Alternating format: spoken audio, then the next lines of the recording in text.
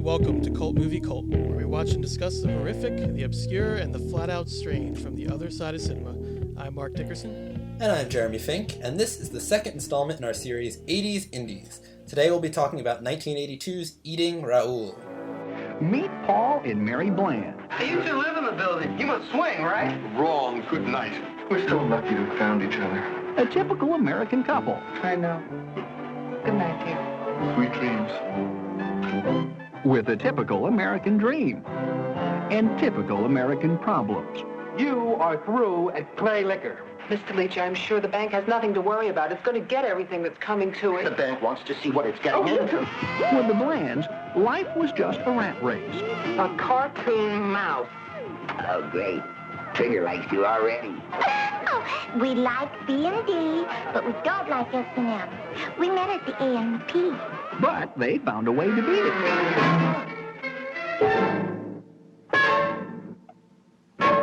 Until Mr. Raoul Mendoza, como está usted? they met a hot-blooded, emotional, crazy Chicano. I'm a hot-blooded, emotional, crazy Chicano. Eating Raoul. Eating Raoul is a 1982 American dark comedy film directed by Paul Bartel and co-written by Bartel and Richard Blackburn. It also stars Bartel alongside longtime collaborator Mary Warnoff and Robert Beltran. It is the story of a prudish married couple who, in an effort to raise money to buy their dream restaurant, resort to killing affluent swingers and robbing them. Yeah, it's a great premise, like we were saying before we started recording today, Jeremy. And I almost feel like we couldn't do an 80s indie series without talking about this movie, because I had never seen it until now. I was very aware of it, and it always seemed like a movie that was definitely up my alley with the type of black humor it seemed to have, and that name always intrigued me. Eating Raoul, just what does it mean? I mean, I was pretty sure what it meant, but this movie, but it always has stuck out to me as a very independent film. Something that kind of came out of nowhere and was super low budget, which we'll talk about. And it, like you said, it was directed by, co-written by, and also starring Paul Bartel. Mm-hmm. And we've actually talked about Paul Bartel before in the show, because when we did our Rock and Reel series, we talked about Rock and Roll High School.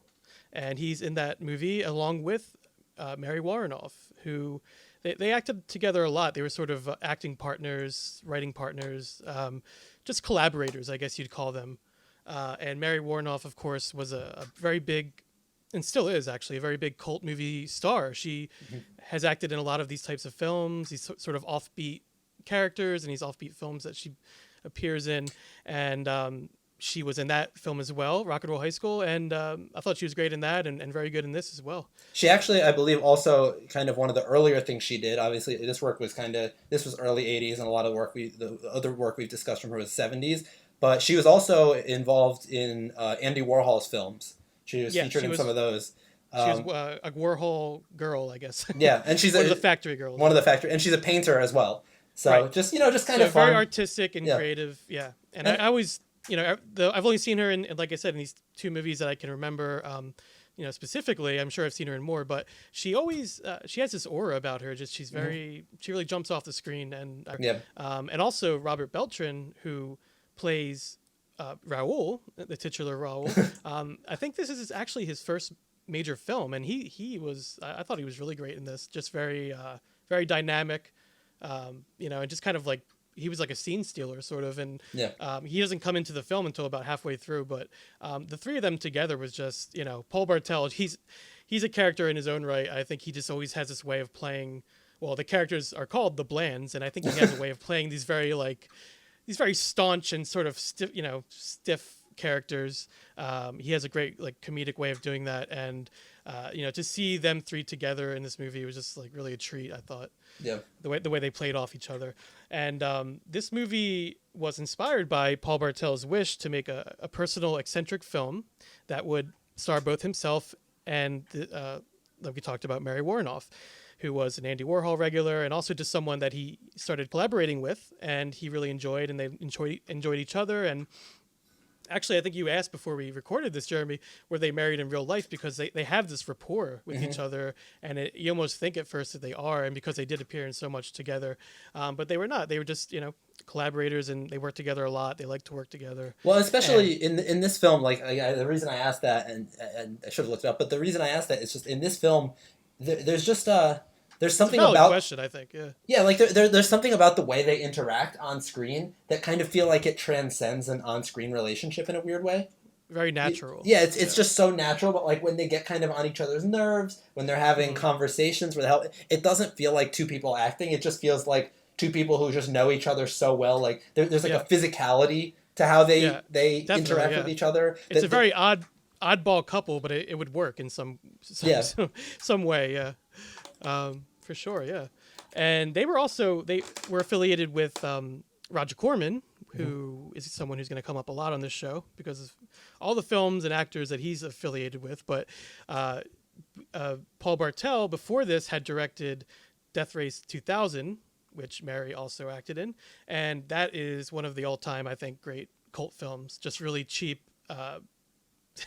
laugh riot, ridiculous, over-the-top racing / running over people movie, which if you haven't seen it, definitely watch that movie if you're into these kind of movies. And I'm sure we'll talk about it at some point, but Sylvester Stallone's in it, and it's crazy. And so he directed that movie, and so he was kind of in with that crowd a little bit. So he was, and I think he prided himself on being sort of a independent filmmaker, an independent guy, and you could not have made this movie in the studio system, right? No. I mean, there's just no way this would have flown at any time, really. Even if someone had found a way to, it wouldn't be this movie if it had. No, exactly. You're right about that. And so he said about this movie, Paul Bartel, he has a quote. He said, "I wanted to make a film about two greedy, uptight people who are at the same time not so unlike you and me and Nancy and Ronnie," this is the 80s, remember, "to keep it funny and yet communicate something about the psychology and perversity of these values. My movie touches on many things: the perversion of middle-class values, the resurgence of Nixonism, machismo versus WASP fastidiousness, and also film noir." And I think it does touch on all those. Yeah, I mean, the film noir, at first, I didn't really get that, but then the more you think about it, this movie is sort of like a Hitchcock plot or something.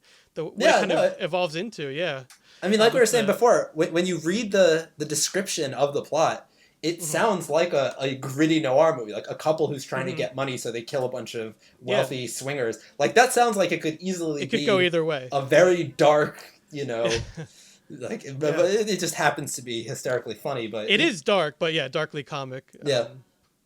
And also very silly. I appreciated how kind of over the top and silly it was. It actually reminded me of the humor that we found in Rock and Roll High School. That sort of kind of almost over the top silliness, but not, but I think it would balance that out with the darkness in this movie, which Rock and Roll High School didn't really have to lean on. But this movie, it has that balance, and it's so over the top in both directions that it kind of works in a weird sort of way.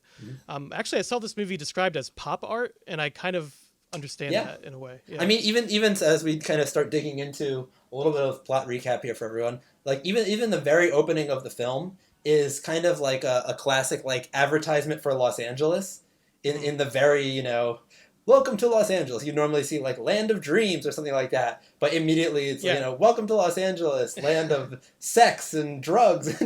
Well, let's talk about that opening. So the film opens with this sort of pseudo Hollywood newsreel, I guess you call it, with the cheesy music, and it clearly shows the tone of the film right off the bat.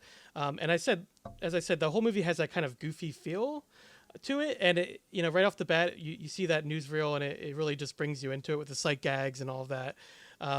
And I thought it was a good way to kick it off, and then from there we so we start with the first scene is with the character Paul, who is played by Paul, and Mary, played by Mary. Played by Mary. But this scene is just Paul. He works in a liquor store, and right off the bat, in the very first scene, we get some nonchalant and blatant violence. We get a murder right in the first minute of the movie, 2 minutes maybe. And so the boss of the liquor store that Paul works at, they're being robbed, and he just takes a gun and casually shoots the man who's attempting to rob them. And Paul in the movie hardly bats an eye. So and Yeah. so that kind of gets you in the it lets you know what kind of movie this is going to be, and I think that's a very smart way to start it because things are only going to get weirder from here. So just to kind of start it off with something like that, it's just so dark and dry and very silly at the same time. I think that's a good way to start this movie. It's almost like, as we talked about on a previous series, in our lo-fi sci-fi series, in a sci-fi movie, you have to set up the rules of your world very early on. And I feel like they did the exact same thing in this movie, where it's like, these are the rules of the world. Someone will get killed and nobody will bat an eye. But it's almost like a cartoon world or something. Someone dies and it's fine, but two people will have an extensive argument over a bottle of wine. It's like that's the rules of this world. And that's where the comedy comes from, really, right? I mean, with this movie, because the characters they play, Paul is such a wine snob. He's just like such a, I can only describe him as like just a stiff, I guess they're kind of like yuppies before that term was really, right? I guess that term was around back then, but so there's Paul. We meet him first, and then we meet his wife, Mary. She's working as a nutritionist at a hospital. And so this is Paul and Mary Bland, and they both come home from work, and we're introduced to some other tenants of the building who are very clearly swingers. And Paul, so they're all coming together for some sort of party where they're all going to swing together, which I guess was pretty big at the time, coming from the 70s. Swinging. Key parties and all that, yeah. So I'm sure in real life, Paul and his co-writer, Richard Blackburn, I'm sure they were pulling on things from real life, things they had seen, or who knows, maybe they were involved with, who knows. So they come home from work to their apartment, and they run into these swingers in the elevator and in the hallway, and Paul makes it very clear that he has a disdain for these people. And both he and his wife see them as nothing more than sexual deviants, not really contributing anything to society. But the Blands, they have dreams. They want to open their own restaurant. And we learn about that in the early scenes there. And they want a refined, sophisticated clientele, unlike these other people who live in their building. Or it's how they imagine themselves, right? At least. Yeah. So, and they kind of pride themselves on being uptight, I guess, is how I saw it. So right off the bat, they seem like very fun characters to play. I can see why Mary was drawn to this and to working with Paul in this movie, and they obviously had a great time with it. And so there's the swinging party in their apartment building with the red lights and dominatrix. So again, kind of like over the top imagery of that. And the dominatrix drops her card, and it comes into play later because this is how they get the idea later on of what they're going to end up doing. So, so also in this early scene, Mary is assaulted by one of the partygoers. Or was he a renter? I think he was actually a renter in their apartment, right? It was kind of confused. It wasn't. I don't think it was totally clear. They didn't really clarify that, but he ends up assaulting her, and Paul finds them struggling and ends up killing him with a kitchen knife. So that's his first murder of the movie. And also, I think one of the best lines of the movie when he says, "I killed a man," and his wife says, "He was a man. Now he's a bag of garbage." Yeah. Which is just a great line. It's such a great line. It's just so dark. Like that's one of the things I love. That's such a cult movie line, right there. Like this movie, we've talked about plenty of twisted movies on this podcast, and this is up there. This one's definitely up there, but it kind of doesn't feel like it. Like you watch it and you're like, oh, that's kind of fun. And then like, when you really think about what's happening in this movie, you're like, Jesus Christ, this is. But they present it in a way that's like almost harmless. It's odd. Yeah, it's unless you have seen it, it's hard to describe to someone, I think. Yeah, because of what you're dealing with. But, also, to go to that scene, there's just another, because there's so many moments in this movie where it seems so normal. Like, and that's what's so amazing to me about this movie is how normal it makes just the most absurd things seem. There's a moment in that first scene before this man assaults Mary where the guy walks in and starts kind of trying to hit on her, and Paul punches the guy in the stomach, and the guy just starts throwing up everywhere. Just everywhere. They're like, oh no, the carpet. Like, it's just so casual. I actually forgot about that scene. They make it seem so normal that like you forget these moments, but like in any other movie, that would be the craziest scene in the movie. But in this one, it's a moment that just gets glossed over, like it's nothing. Yeah. I actually forgot about it until you just mentioned it. That's really funny though. That's really funny. Yeah, and then the guy goes into the bathroom and he's throwing up, and then they hear just a splash and he falls into the toilet, and they're like, "Is he dead?" And he's like, "I don't know, he might have drowned." And then he gets up and he's okay. It's like the craziest, weirdest scene of all time, and in this movie, it's not even the beginning. It's so casual. And this is so early on too, yeah. Because eventually, so the movie really goes places, which I was not prepared for. Yeah. Again, my first time seeing this movie, I think you had seen it once before, I guess. Long time ago, yeah. Long time ago. Because yeah, you had mentioned that you'd seen it and that you really liked it. So, so for me going into it, I didn't really know too much about it, so I was just along for the ride, and I did not really know where I was going to go. So, so from here, so eventually, they're trying to get a loan for their restaurant that they want to open because they want to get out of this life they're in now, this apartment they're in. And Mary tries to get a loan, and she is, again, aggressively sexually assaulted by the person who she's trying to get the loan from. And also she's assaulted by one of her patients. He's sort of like an obsessive patient of hers at the hospital. He even comes to their apartment, and again, there is a murder. As they kill him, and so they realize after all these murders that are piling up, hey, we could make more money killing people than working our jobs, and just kind of, you know what I mean? Like, we could achieve our dream if we just do this one thing, which obviously kind of a taboo, and so I would say a moral gray area. But for these two, it doesn't seem that out of the ballpark for them. Just like, they talk about it, but they eventually decide, yeah, this is what we have to do, and they kind of justify it because these people that they're killing. And it's funny because this is a theme that it's actually come back up a lot lately, and just things I've been reading and things like that, things I've been watching. It's like these people deserve it, right? So it's almost like they're doing people a favor. That's how they kind of justify it. But it's like, are they really, or are they just finding an excuse? They don't know anything about these people that they're killing, really. They don't know if they have families or if they really are, good people underneath all that. I also just don't really think this movie, as we talked about Miss 45 last time, there was some moral gray area. Yeah, there is a little bit of that in this. Yeah. There's a little bit, but I don't think this one is really played for laughs, obviously. Yeah, I don't think it's thinking as much about the morality of murder. It's there, but it's played for laughs. Kind of, yeah. Yeah.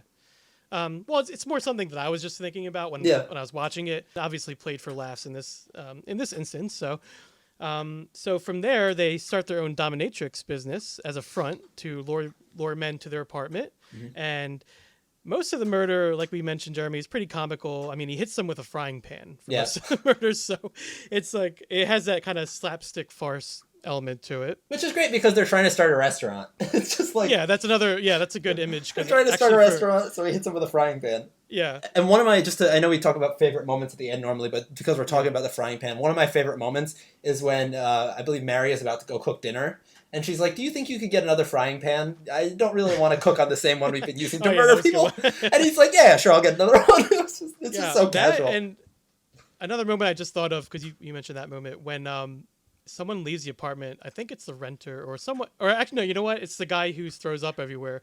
When he leaves the apartment, there's just a really quick shot of Mary just in the background, just spraying this disinfectant everywhere. Yeah. And just something really funny about that. Just like how casual it is, but like how like they don't want to be affiliated with these people at all. Yep. So who is Raoul? So that's the question that I had going into the movie, and I think a lot of people would. So he's a locksmith, and he shows up almost sort of like casually, right? He's kind of like shows up and. In the back of my head, I'm like, oh, okay, is this a character that maybe just shows up again at the end or something? Like, I wasn't really sure how it was going to go, but he ends up being a very crucial character, and it's almost the three of them, so Paul, Mary, and Raoul, who kind of are the core of the film, the back and forth between the three of them and the plotting that ends up happening. So he plays a locksmith who comes to their apartment, but he ends up breaking into their apartment because he has the key, so he's sort of like a shady guy. And he stumbles upon what they've been doing with the dead bodies and whatnot, and they end up cutting a deal. So he helps them out. They help him, and so they have this sort of three-way deal going here. And then, of course, thrown on top of that, there's a little bit of a love triangle, or just a sort of an affair that ends up happening between Raoul and Mary. So that puts Paul and Mary's relationship to the test. So sort of a lot going on here, sort of more than I had anticipated. Yeah. To be honest, when I first heard about the movie and I wanted to see it, I thought it was sort of like a Buñuel, because Discreet Charm of the Bourgeoisie, where where it was almost like one scene that was the entire film, just like really short period of time like maybe a dinner party where something ends up happening. So that's what I went into it thinking. But the movie goes a lot more places, and I mentioned like a Hitchcock sort of plot. Yeah. And I think it definitely has elements of that, sort of like a crime plot to it. Lots of twists and turns and backstabbing and double crossing and of course murder, right? So I appreciated that it kind of went in a different direction than I thought it would. Some kind of corporate corruption going on as we... Yeah, there's a little bit of that, right? We find out, to jump ahead a little bit, that these body parts that Raoul is selling off for Paul and Mary is being used to make dog food. So you kind of this is kind of, in a weird way, the alternate the alternate Chinatown in a weird way. Yeah, it's a little bit. Or Soylent Green, or we love all of it. Yeah, so they're all deplorable people, all the main characters, which is also great, I think, for a dark comedy. So Raoul, he ends up becoming a pretty central character, and he at one point he really falls in love with Mary and wants to take out Paul. He wants to get rid of the lame Paul. So he at one point tries to run him down with his car while he's wearing sort of like a luchador like ski mask, sort of, and but that doesn't work. So Paul starts to get suspicious, like something's going on here, and they start to they increase their operation. They start to take on more and more clients, I guess you could call them, and they actually take over a swinging residence where they kill the host there, and they start hosting parties at the residence, and the victims literally keep arriving in droves. Like, they just keep coming to them. And this leads up to a final confrontation between the three of them, with Raoul ultimately being struck with the frying pan, of course. Now, was it Paul or Mary? Do they not show you? They don't show you. I believe it was Mary. Yeah. Yeah. And then she tries to play it off, of course, like, that was my plan the whole time, to Paul, like, I just, I wanted to lure him here so we could take care of him. But you kind of get the feeling that she did have some feelings for Raoul. And they need to throw together a quick dinner for James, who is, I guess he's the one giving them the loan, or they're asking for a loan for their restaurant, or an investor. Or was he the one selling? I thought he was the one selling them the space. Oh, I'm sorry. He's the one. Yeah, he's the one. Yeah. So I guess he's more like real estate. So he's selling them, or the owner of the space. So he's going to sell them the restaurant, or the space where they're going to make the restaurant. And he's coming over to discuss the plans with them. And they need to put together a dinner. So there you go. Eating Raoul. Eat Raoul, yeah. And so it takes a while to get there, and it was not how I expected it to get there, but it is in a weird way. Hearing it all, not watching the movie, but hearing it all just kind of talk the Cliff through. Notes version. Yeah, it is kind of like a really drawn out, like, knock joke. It's like the movie is eating Raoul. To get to that punchline. And literally you watch this whole movie just to get to that punchline. But along the way, I mean, and like I said, it was unexpected. The places this movie goes, I just did not. I didn't see it as good. I didn't know it was going to be as much of a, I guess, crime movie. Yeah. With, this sort of intrigue and everything. So it does go some places. I do think that maybe, while it's a great runtime, I think the 90-minute runtime, or actually it might even be a little bit shorter. I think it's like an hour and 20 minutes or something like that, which for me is like a sweet spot for a comedy. I think it's a perfect runtime, but even with that runtime, I think the only downside I could say to the movie is that it does kind of maybe run out of steam a little bit towards the end. It kind of gets caught up in its own web a little too much, but ultimately, I think it's really worth watching, and definitely a great independent cult film from the 80s for sure. But rewatching it, I guess, revisiting it, Jeremy, how did you feel about it this time around? Yeah, so it had been a while since I'd seen this one, and I don't know, I think it was probably even funnier watching it this time, like the second time, because I had kind of forgotten what it was, and I remembered that it had this kind of dry, dark humor, but I didn't remember exactly, or the first time I watched it, because I was a little younger, I didn't notice exactly how kind of like twisted it is, and how easily it just shrugs that kind of thing off. I mean, like there's scenes in this where, like there's one sequence where when they've kind of started their business, for lack of a better term, where they're bringing in these people so they can murder them with their frying pan, but they're posing as swingers. It's like you get to see all these people's fetishes. So you have one who is like into like Nazi stuff. Yeah. It's just so twisted. I mean, and this is it's almost like, what can we throw in here that's just gonna be one was like kind of like a Mickey Mouse fetish. Oh, the Mickey Mouse. It's just so like like it's just so patently absurd. Not that those things don't exist, but it's like you can really kind of tell that, you know, because as we mentioned, Bartel and Warnoff both had a relationship with Roger Corman, who's obviously kind of like the king of the exploitation film, and you can kind of tell. You know what I mean? You can kind of see how. Yeah, they like, glean some filmmaking techniques. And yeah, because to me, this ideas. film really feels like, what if someone tried to make an exploitation film for a kind of leftist intellectual elite? You know, if you kind of take out the like, you know, cheap horror thrills and cheap like you take the cheap sexual elements that you would find in an exploitation film and use them in a very clever, dry way. It's like if you made you know, you made a 70s grindhouse film aimed at people who read the New Yorker. Right, exactly, yeah. which I don't know, it's such an interesting tone, because there aren't, I guess the only other, at least off the top of my head, and I'm sure there are a ton of examples, and if anyone thinks of any, please feel free to write them in. But like the contemporary example I can think of is like a Yorgos Lanthimos kind of thing, you know, like Dogtooth, definitely, you know, the Alps, like those guys. But it's different because I feel like a Dogtooth, you know, or The Favorite, or The Lobster, you know, some of those logos, they're all kind of looked at as art films. Where when this came out, at least from how I understand it, it was kind of looked at more as an exploitation film. It was like like this thing hadn't become an art form yet.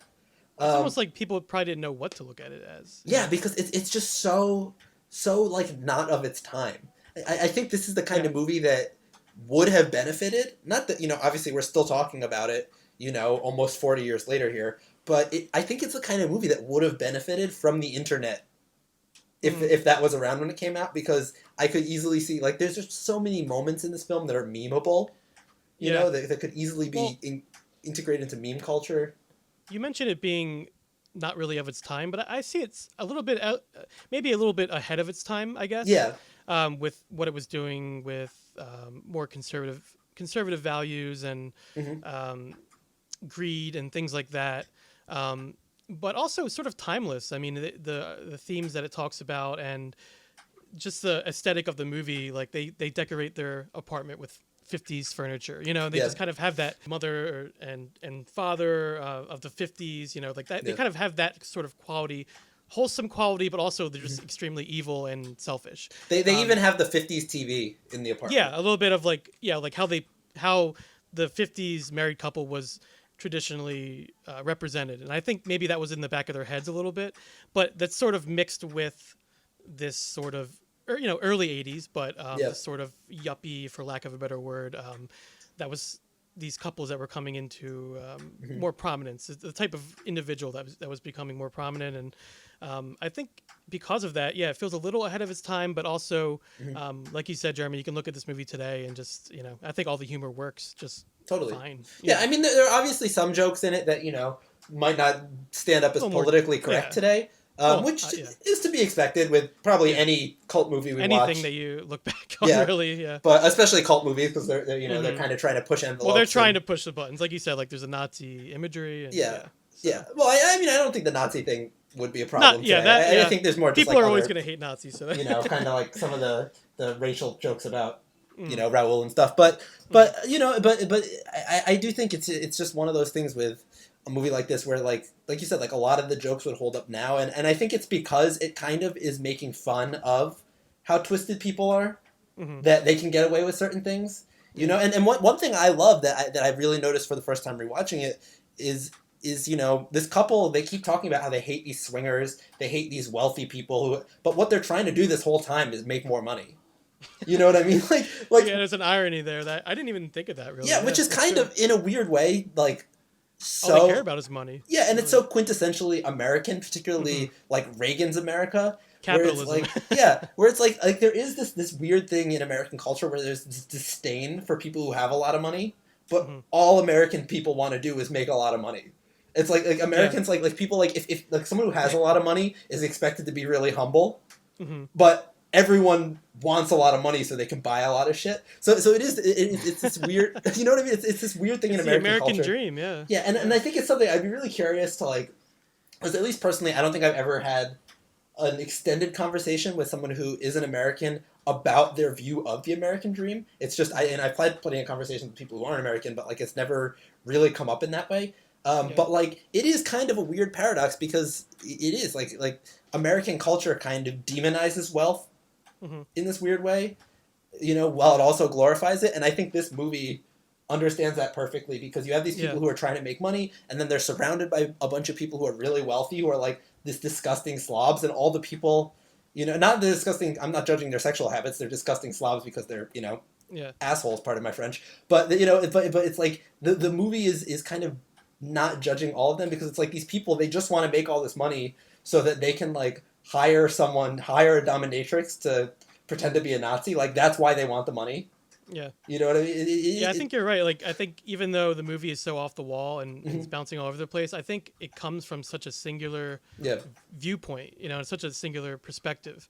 And that's kind of what makes it work. You kind of know that there's a certain angle that they're taking with this material. So with all the craziness going on in the movie, it all kind of works. And I thought it was. I actually laughed out loud a couple of times, which I don't usually do with movies. I think it's hard not to with this one because it's so shocking. Yeah, I think the throwing up scene actually was one of the ones. Yeah, because it really comes out of nowhere and has nothing to do with anything. I think it's just maybe showing how disgusting these people are to them, or how they perceive them, maybe.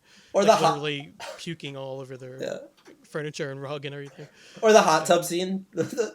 There's a hot tub scene at the end where all these swingers are like they've been talking about this. Oh yeah, the whole movie they're talking about come to the hot tub party, which is so funny because I don't like. I mean, maybe that was a '70s thing, but it's like a hot tub party. Like, what is a hot tub party? Yeah. And then they finally go there and he just zaps them all while they're sitting in the tub and it's such an abrupt ending to that scene. They've been building it up to be this whole thing and he just it's just so.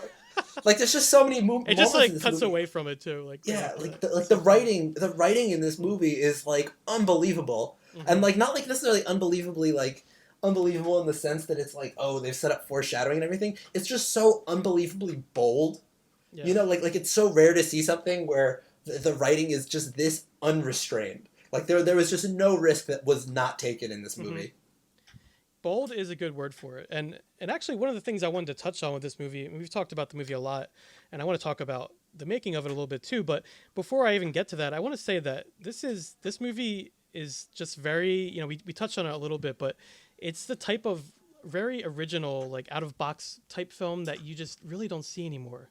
Because now I feel like it's you can't say that 100%, obviously. Like I know there's always outliers, and there's ones that creep through the cracks, and that always happens. But I think in modern cinema, and in a lot of the major motion pictures especially, and even like the more independent ones, there usually needs to be some sort of connection to something. There needs to be a franchise. There needs to be it needs to be based on a book or something that's popular. And even independent films that get picked up for distribution. I mean, they sometimes, I find they don't really take chances a lot of the time. Again, not 100%, but just a sort of a general thing that I've noticed in the climate of today's film. And seeing this movie was just so refreshing, and it just reminded me of a time where something like this, even though it's independent and very, very low budget, so it was very cheap to make. I mean, the fact that it even came out and was released. And it got amazing distribution. That's because these movies exist today, but they're being made in people's backyards, and nobody ever sees them. Or maybe on YouTube, or I made a note that sometimes you see them on Netflix or HBO. So they do sneak through the cracks. I'm not saying they don't, but not very often. And this film is very much a lone wolf, and I feel like it's proud of it. Yeah, I feel like they kind of wear the independent badge very proudly. You just kind of get that feeling from watching the movie, and like I said, it was just refreshing to see a movie not connected to anything else. It is just its own thing, and just not knowing what to expect. When I went into it, just not knowing what was going to happen. So, just something I wanted to point out because something I noticed. So I do want to talk a little bit about the budget because. So it was this movie was extremely low budget. It was shot over, I believe, 22 days, but it was shot over the course of a year. I think mostly on weekends, and I could pull up the actual number here. I was more prepared for this when we did our lo-fi sci-fi. It looks like Wikipedia says 350,000. Yeah, estimated 350,000 budget. Not sure what it made back on that, but I think it did pretty well. I think in the maybe it was like smaller release, but so yeah, pretty low budget, but I think they did a lot with that budget, and I think that was all they needed really. I don't think they needed more than that. I mean, of course, when you're making a movie, you could always use more, right? But I think they made it work for this, and they cast a lot of people that they knew. The filmmakers did, and there's a lot of cameos from performers that worked with them before, people that a lot from the Los Angeles improv company, the Groundlings. I'm sure people are familiar with the Groundlings. So New York has like its own crew, right? And then LA has the Groundlings. Like that's kind of like their improv, mainstay there. So a lot of people actually, somebody that was that played I can't think of his name right now, but he played Jambi in the Pee-wee's Playhouse. He was one of them, and they actually wanted to get Paul Rubens for his role. It's just a very small cameo role, but so just people like that kind of show up. I think who else? Someone else. Oh, Buck Henry, I believe, right? Buck Henry shows up. Yeah, because I was like, he looks familiar. So people, they got a couple names, just like small. Mostly it was friends that were helping them out, and so Paul Bartel was able to scrape together financing from family and friends, shot the film in piecemeal fashion when he could afford it. And this film was shot on multiple film stocks, and from a variety of sources. It was much of it was on. It's called short ends, so it's the short unused portions of unexposed film, which is much cheaper, obviously. Fun fact about short ends. That was actually back in the early 80s, so it's I believe early 80s. My dad actually, with a friend of his, started a company that sold short ends to independent productions. So It's actually not outside the possibility that he may have sold them to this film. Wow. I didn't realize that now, but yeah. That is awesome. So definitely, cool. I mean, no guarantee. I'm sure there are plenty of people doing that back in the day, but not outside the realm of possibility that in New York, I guess. In LA. In LA. Oh, LA. Yeah. This is an LA film, so definitely. Right. Maybe there's a connection to a cult movie cult.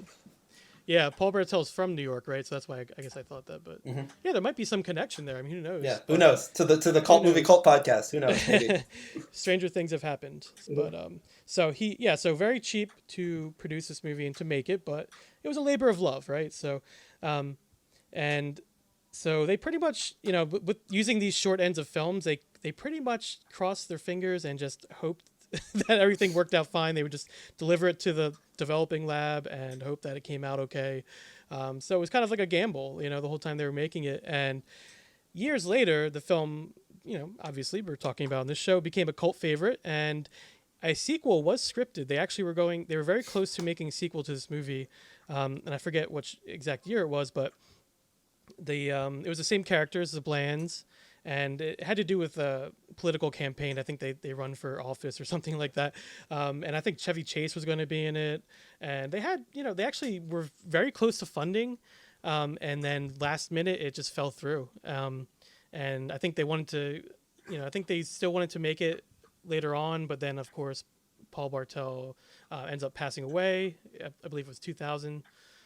So they never got to make it, which is, it's disappointing, obviously, but again, I think Eating Raoul is such a singular thing, and I think it really just works on its own. It doesn't need anything else. I mean, it would have been fun to see these characters again for sure. It's like a blessing in a curse. It would have been nice to see a sequel, but at the same time, you never know what a sequel can do to an original. So maybe it's for the best. Exactly. Yeah. Sometimes it can soil the memories or of the original. So who knows? But either way. This film, as it stands by itself, I thought was very enjoyable. I really was entertained by it the whole way through. Really liked the performances. And as I mentioned before to Jeremy, the actor that played Raoul, Robert Beltran, I believe this is one of his first appearances. I just thought he was really great in it and kind of came out of nowhere to kind of take over the film. And he's such a big part of the last part of the film and did a great job. And Mary Warrenoff, as always, I thought was really great in this. And Paul, I mean, who but Paul Bartel could play this part so well. I thought Yeah. it was just perfect. So all around, casting was great, writing was great. Dark comedy worked really well, and I really enjoyed it. So Yeah. I'm glad I got to watch it and talk about it on the show. It actually reminded me a little bit. One last thing I wanted to mention. I don't know if have you seen the movie Society, Jeremy, from 1989? I don't think so. It's more of a horror film, but it has elements of this movie. So this is the other end of the 80s, so almost the 90s. This movie came out, and if you get a chance, it's another, I would say it's a cult film. Actually, it's sort of disgusting. I want to preface it by saying that because it's actually it's not cute and tidy like Eating Raoul. It's taking Eating Raoul to the even more extreme, I would say. And I don't really want to give it away. Don't eat anything before you watch it. I'll say that. The very the ending of the movie, I'm not going to say what it is, but it's just what it devolves into. But I think it deals with similar themes, and I don't know if the filmmakers of that were aware of this movie or not, but it deals with the social elite having their way with the less fortunate, I guess. I guess who they see is like the poor people. They can do anything they want to, and there is eating involved, and that's all I'll say. But Noted. That is all I have to say. So, any other moments you wanted to talk about with Eating Raoul, or anything else you wanted to bring up thematically with it, or any of the acting or anything? I think we've hit most of them. This is one of those movies where we always say on this podcast, we hope you watch the movie. Not too much to say. Yeah, we hope you watch the movie ahead of time. But if for some reason you've listened to this podcast and haven't watched it yet, don't let this spoil it. Go watch the movie. Yeah, go watch the movie. Definitely, it's an experience. Yeah, actually, so one last thing I want to say about this one is this is a Criterion movie now. It has gotten the Criterion seal of approval, which is just kind of cool. On this podcast, we talk about a mix of movies, some that are kind of critically revered and held up, and some that aren't. I would probably say a lot that kind of aren't, a lot that are mostly just viewed as, kind of funny or jokey. But this is one of those movies that really, I think, time has been nice to. And it took people a while to catch on to this one, I think. Yeah, so this is a cool movie, kind of, if you love cult movies, but also, if you're just kind of an independent film nerd, or you have friends who are independent film nerds who might be hesitant to watch something kind of from the exploitation era, this might be a cool movie to recommend, because obviously it's gross, but it's dark humor. It's cartoony for most of it. Yeah, it's cartoony. It's not one that, if you recommend it to somebody, they're going to be like, I can't believe you recommended something so vile. Like this one is more intellectual. Society is vile. But. Yeah, this one's more intellectual. So I don't know. I'd say just, this is one I'd recommend, and I would recommend that everyone else recommends it, because it'd be great to just have more people kind of see this movie and discover it. And like many films that we talk about, Jeremy, the more independent films we talk about, anyone who's interested in filmmaking too, I think this is a very inspiring movie to watch if you're either thinking about writing a film or just starting to get into production on an indie film or something like that. I think watching a movie like Eating Raoul is just very inspiring in a lot of ways, like to see what you can do with such little money and just an original concept, just getting a bunch of actors together, having a good time with it. And I'm sure they went through a lot of struggles filming this too, but I think what comes across is more just like a very fun and comedic film. And it's, if you're someone that is into making films or just interested in filmmaking itself, I think this is a great one to watch even just for that. And Ed Begley Jr. is in it as well. I forgot about that. I knew there was one actor I was forgetting, and I looked him up. Yeah, Ed Begley Jr. shows up as a hippie. Right. And, of course, he's killed. Anyway, so that was Eating Raoul. And if you'd like to watch along with us, we always encourage that and appreciate it. So the next film that we'll be talking about in part 3 of 80s Indies is going to be another film actually from 1982, another American indie film. This one's more of a drama. It's called Smithereens, directed by Susan Seidelman.